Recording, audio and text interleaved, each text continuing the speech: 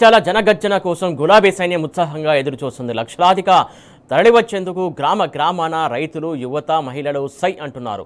అడ్డగోలు హామీలతో ప్రజల్ని నిలువున మోసం చేసినటువంటి కాంగ్రెస్ను నిలదీసేందుకు బీఆర్ఎస్ క్యాడర్ మొత్తం సిద్ధంగా ఉంది. అలాగే కేటీఆర్ అలాగే ఇటు హరీష్ రావు కూడా జగిత్యాలకు చేరుకుంటున్నటువంటి సందర్భం సంబంధించి తాజా అప్డేట్స్ అందించడానికి మా రిపోర్టర్ లీవిల్ అందించడానికి సిద్ధంగా ఉన్నారు. లీవిల్ చెప్పండి, మొత్తానికి ఇప్పుడు అలాగే మాజీ మంత్రులు కేటీఆర్ కావచ్చు, అలాగే హరీష్ రావు ఎక్కడి వరకు చేరుకున్నారు, ఇంకా ఎంతసేపట్లో జగిత్యాలకు చేరుకునే అవకాశం ఉంది?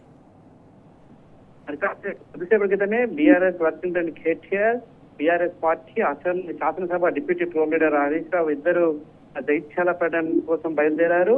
జగిత్యాలలో ఈ నెల 20 అంటే ఎల్లుండి జరిగే ఆ ప్రజా ఆశీర్వాద సభ కోసం పెద్ద ఎత్తున ఆ జన సమీకరణతో పాటు బీఆర్ఎస్ అధినేత కేసీఆర్ ప్రసంగించే ఆ సభ ఏర్పాట్లను పరిశీలించనున్నారు. ప్రధానంగా జీవన్ రెడ్డి ఇటీవల కాలంలో కాంగ్రెస్ కి సంబంధించిన మాజీ మంత్రి జీవన్ రెడ్డి కాంగ్రెస్ పార్టీకి రాజీనామా చేసి బీఆర్ఎస్ పార్టీలో చేరనున్నారు. బీఆర్ఎస్ అధినేత కేసీఆర్ గులాబీ కండువా కప్పి పార్టీలోకి ఆహ్వానించారు. ఈ నేపథ్యంలోనే భారీ బహిరంగ సభ ఏర్పాటు చేశారు. గత 2.5 కాలంలో రాష్ట్రంలో జరిగిన అనేక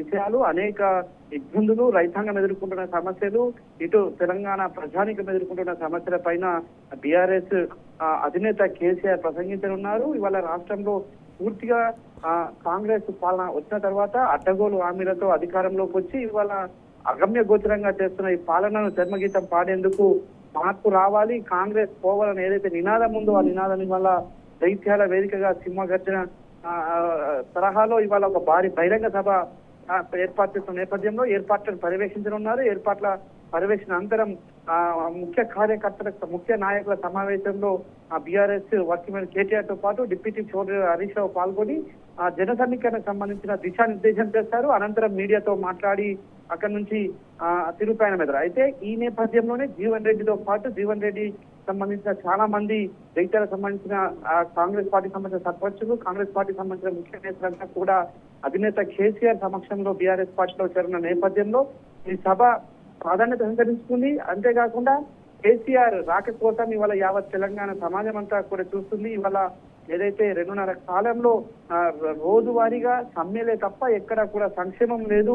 ఆ సంక్షేమం లేకపోవడంతో ఇవాళ ప్రజలంతా కూడా ఇబ్బందులు పడుతున్నారు. రైతు భరోసా రాక రైతాంగాలంతా ఆగ్రహం వ్యక్తం చేస్తున్నారు. ఇవాళ వరి ధాన్యం కుప్పలుగా ఉన్నాయి, కానీ కొనుగోలు కేంద్రాలు ఏర్పడకపోవడంతో వాళ్ళ రైతన్నలంతా దిక్కుతోచని స్థితిలో ఉన్న నేపథ్యంలో అధినేత కేసీఆర్ అక్కడ బీఆర్ఎస్ పార్టీ బహిరంగ సభలో ప్రసంగించనున్నారు. ఇటు కృష్ణా గోదావరి నీళ్ల విషయంలో కాంగ్రెస్ పార్టీ, కాంగ్రెస్ ప్రభుత్వం వ్యవస్థ తీరు కూడా వాళ్ళ అధినేత కేసీఆర్ ఉద్దేశించి ప్రసంగించనున్నారు. ఇవాళ కాళేశ్వరం ఆనాడు కరువును పారదోలేందుకు కాళేశ్వరం ప్రాజెక్టు కడితే ఇవాళ మళ్ళీ కాళేశ్వరంను పండబెట్టి కరువును తీసుకొచ్చిన ఈ కాంగ్రెస్ మోసాన్ని కూడా బయటపెట్టడం చేయనున్నారు. ఈ నేపథ్యంలో ఈ ఏర్పాట్లు అన్నింటినీ కూడా పరిగణించింది. అయితే కాంగ్రెస్ ప్రభుత్వం కూడా ఇవాళ వక్రబుద్ధి చూపిస్తుంది, diversion politics తెరలేపింది.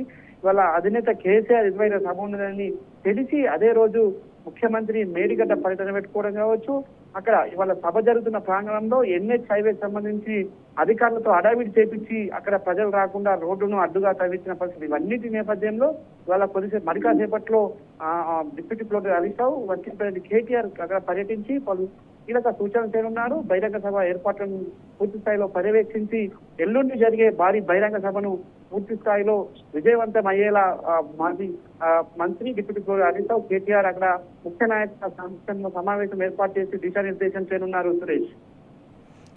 Right, thank you level.